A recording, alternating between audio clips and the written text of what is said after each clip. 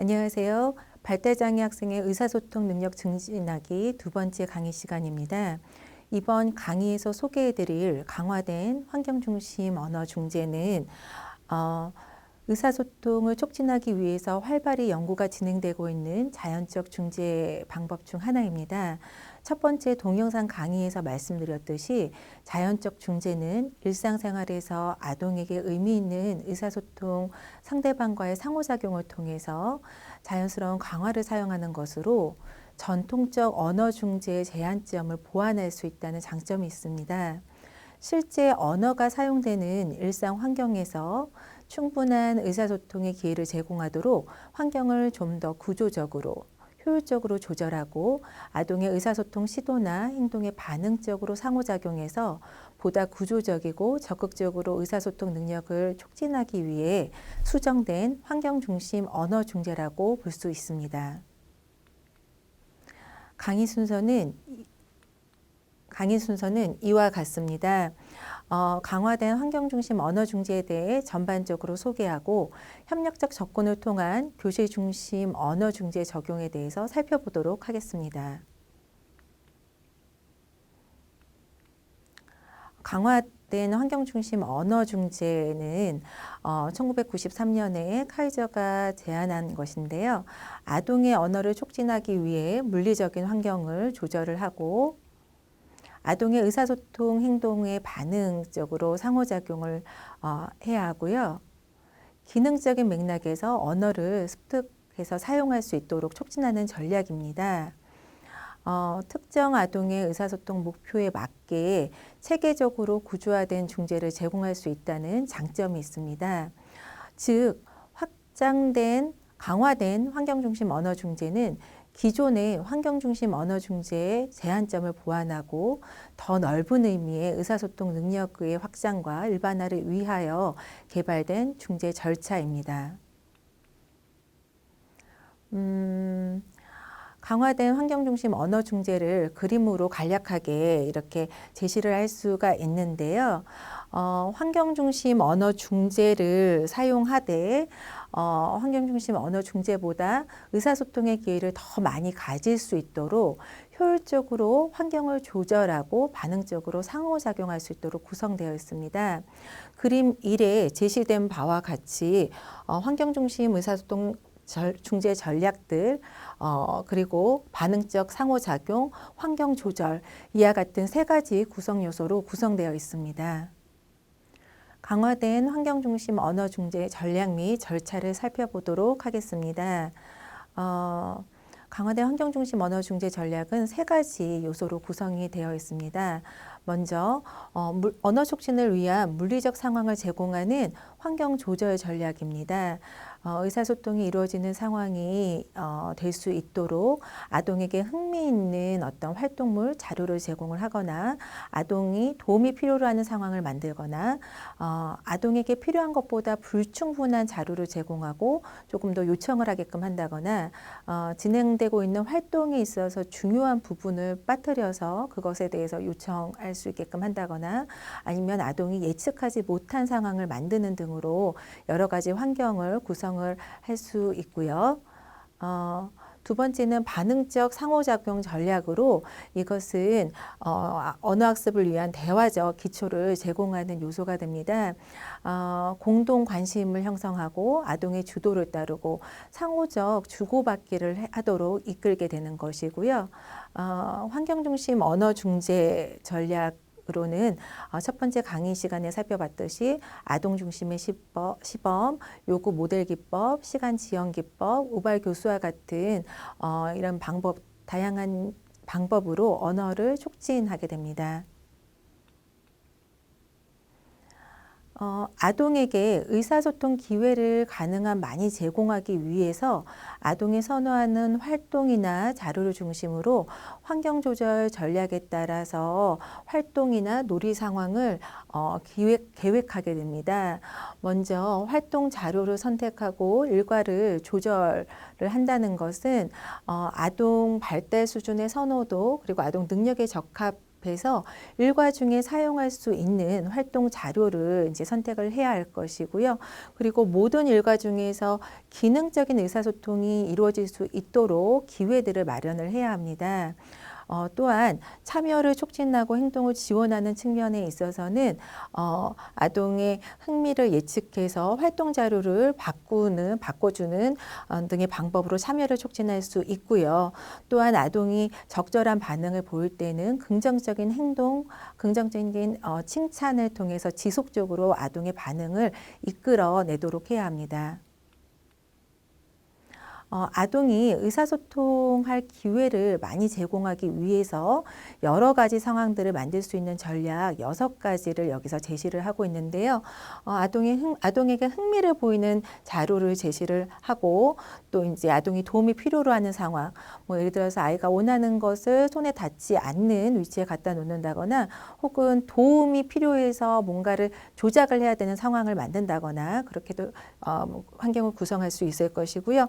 또 활동에 필요한 준비물을 조금 부족하게 준비를 해서 요청을 할 수 있게끔 만들거나 뭐 퍼즐을 하거나 뭐 도형 맞추기 같은 것들을 할 때 필요한 중요 요소를 빼놓는다거나 또한 이제 아동이 선택할 수 있는 기회를 주는 것도 필요하겠죠. 그냥 직접적으로 아이가 원하는 거를 바로 주는 것보다는 이거 할래 그래서 선택할 수 있는 기회를 제공해 주는 것도 필요하고요.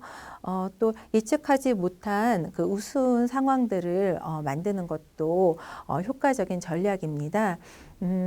예를 들어 아동이 좋아하는 간식 요플레를 줄 때 일상적으로 사용하던 숟가락 대신 포크를 건네 준다면 아동은 그 상황에서 이제 부정하거나 거부하는 의사소통 기능을 보일 것이고요.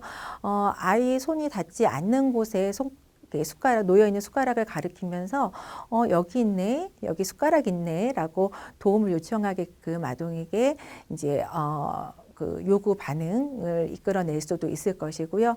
또 숟가락과 포크를 동시에 제시하고 선택할 수 있는 기회를 갖게도 할 수 있을 것입니다. 반응적 상호작용을 이끌어내는 전략으로는 의사소통에서 대화적 기초를 제공하는 전략으로 아동과의 놀이 상황에서 아동의 언어적, 비언어적 행동에 반응하는 방법들인데요.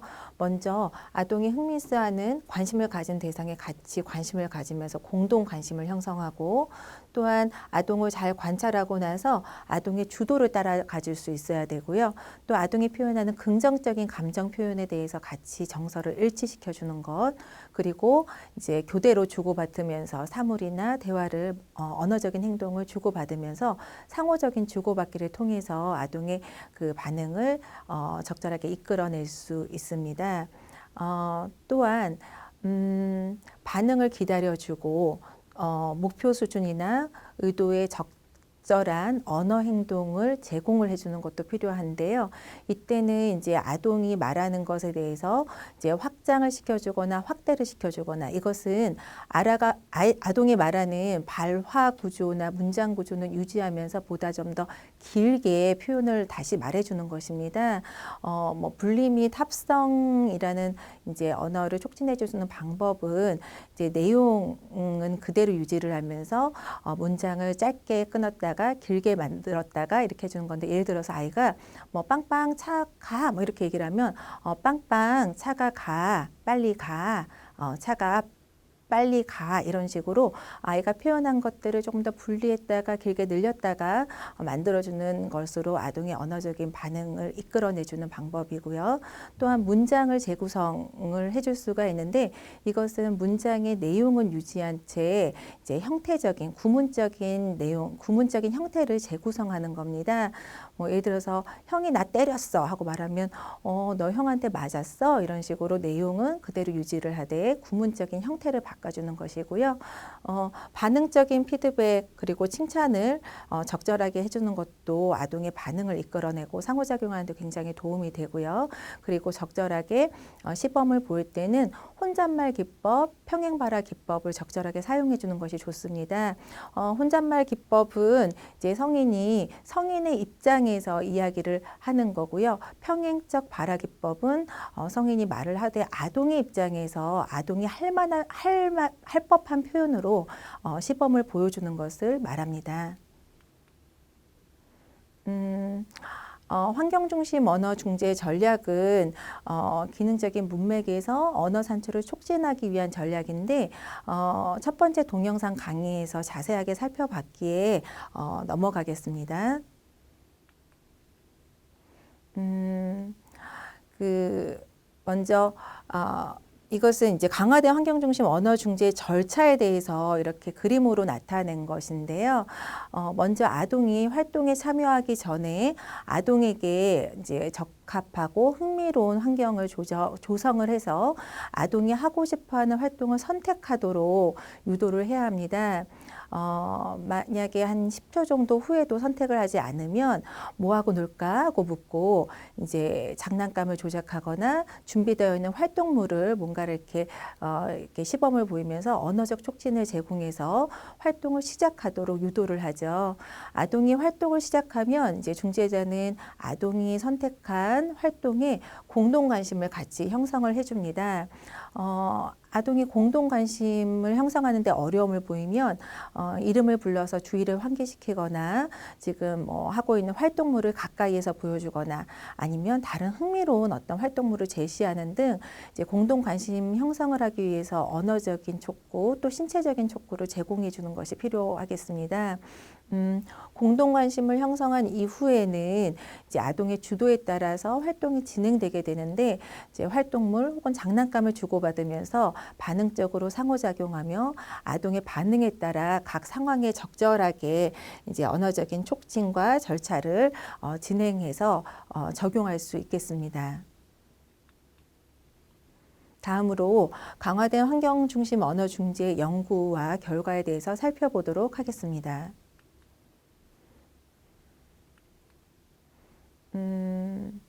강화된 환경 중심 언어 중재가 자폐 스펙트럼 장애 아동의 자발화와 기능적인 의사소통에 미치는 효과를 살펴본 연구 결과는 이와 같습니다.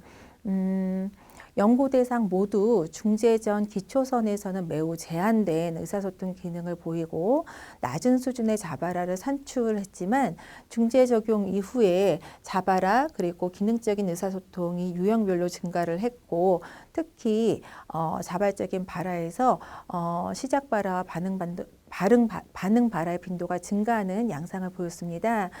이와 같은 결과는 강화된 환경중심 언어 중재가 장애 아동의 자발화 증진에 긍정적인 효과를 미친다고 보고한 그 선행 연구 결과와 결과를 뒷받침하는 연구 결과입니다. 그리고 이제 강화된 환경중심 언어 중재를 활용해서 몸짓 상징 중재가 비구어 자폐 스펙트럼 장애 유아의 의사소통에 미치는 연구 결과를 살펴봤는데요. 요구하기 기능에도 긍정적인 효과를 보였고요. 단 그 반응하기 기능의 효과에서는 제한적이었는데 이는 자폐 스펙트럼 장애 아동들의 그 공동주의하기 능력에 있어서 개인차에 따라서 사회적 상호작용의 차이였기 때문에 기인한 것으로 보고되었습니다. 따라서 자폐 스펙트럼 장애 유아를 대상으로 하는 몸짓 상징 중재를 할 때에는 개인적인 특성과 이제 어떤 요구 그리고 중재에 대한 반응성을 고려해서 중재를 구성하는 것이 필요하겠습니다. 이 밖에도 이제 보고된 많은 선행 연구 결과들에 따르면 강화된 환경중심 언어 중재는 아동에게 보다 더 적극적으로 의사소통의 기회를 제공해서 그리고 또 반응적으로 상호작용함으로써 이와 같이 아동들의 전반적인 언어 능력에 있어서 긍정적인 효과를 이제 증진시킬 수 있는 것으로 보고가 되었습니다.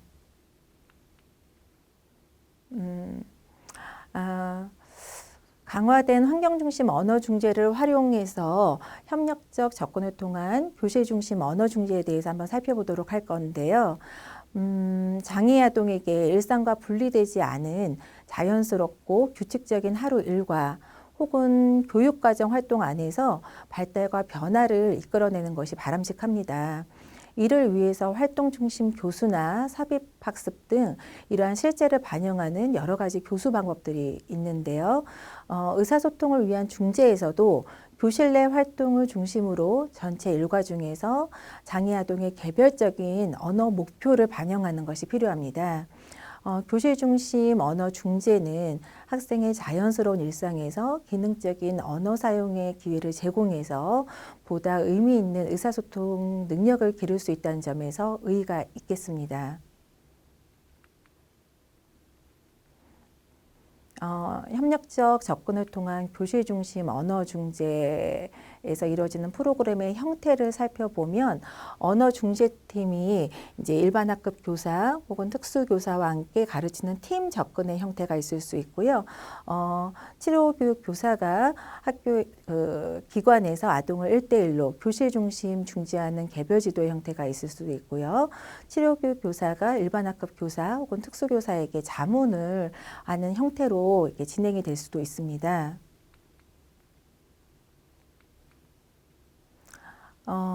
특수교사와 치료교사가 같이 팀을 이루어서 대상 학생을 함께 진단평가하고 공동의 언어 중재 목표를 수립을 해서 교실 중심으로 일어나는 활동 속에서 언어 중재 목표를 위해서 협력 교수를 하게 되는데요. 교실 중심 언어 중재는 학교 생활에서 기능적인 언어 사용의 기회를 제공하고 이제 언어와 관련된 학업적인 목표도 포함을 할 수 있다는 점에서 굉장히 장점이 있습니다. 또한 치료실로 분리되어 풀아웃되어 가지 않고 일상 학교 생활을 하면서 교실 내에서 필요로 하는 여러 가지 의사소통 능력, 예를 들어서 교실 내에서 순서를 지키기, 내 순서에 적절하게 말하기, 또 다른 사람의 순서일 때는 기다릴 줄 알기와 같은 여러 가지 의사소통 기술들을 배우고 실제 활용할 수 있다는 점에서 매우 효과적입니다.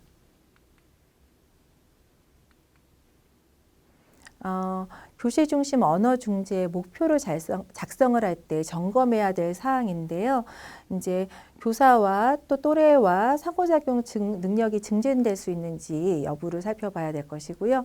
또 특정 어떤 교실 상황에서뿐만이 아니라 일반적인 상황에서도 사용 가능한지 여부, 그리고 쉽게 유도가 가능한지, 또 적용이 일반화까지 우리가 예측할 수 있는지, 그리고 빈도와 지속 시간 등 측정 가능 여부에 대해서도 저희가 충분히 살펴보고 언어 중재 목표를 작성을 해야 할 것입니다.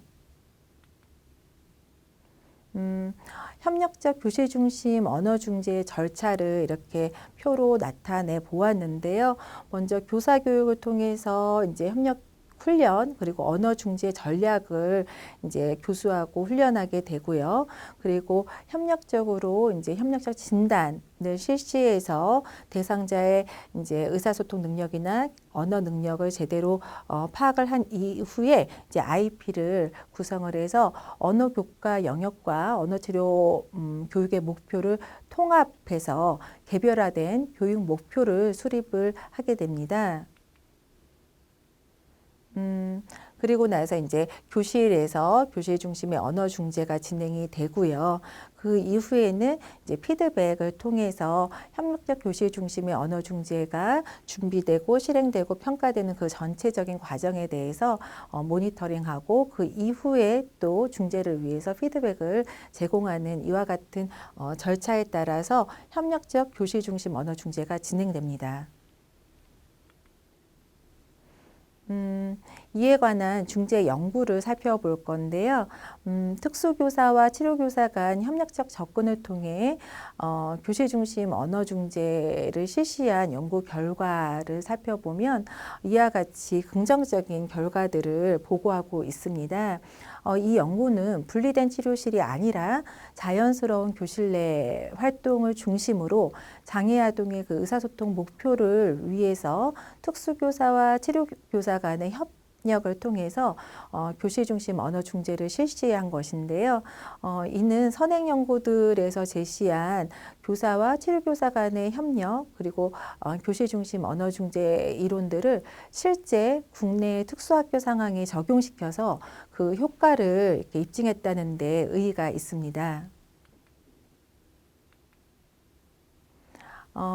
교실 중심 언어 중재를 구성할 때 우리가 이제 학교 일과를 반영한 스크립트를 구성하게 되는데요. 스크립트라는 것은 어떤 친숙하고 일상화된 사건이나 경험에 대해 이제 사람들이 공통적으로 가지고 있는 지식 구조입니다. 그래서 학교 일과 스크립트라고 하면 아동이 이제 등교에서 또래와 함께하는 일상적인 그런 이제 학교 일과 교육 과정을 활용을 해서 우리가 스크립트를 짜게 되는데요. 이제 학교 일과 그리고 교육과정 활동 안에서 발생하는 다양한 상황을 언어 중재 기회로 활용할 수 있다는 장점이 있습니다. 뭐 예를 들어서 책을 읽는 시간, 아동들이 자유놀이 시간에 하는 뭐 퍼즐 맞추기, 뭐 점심 시간이나 뭐 우유 급식 이런 스크립트를 활용을 할 수 있게 되죠. 이것은 이제 학교에서 책 읽기 상황에 대한 스크립트를 이용한 그 이제 강화된 환경 중심 언어 중재 구체적인 절차를 표로 제시를 한 것입니다. 또한 기능적인 의사소통 목표, 이렇게 뭐 사회와 요구에 대한 반응, 뭐 의문사 질문에 대답하는 거, 요구하기, 이와 같은 이제 이런 4가지 기능을 목표로 해서 스크립트를 구성을 한 것인데요.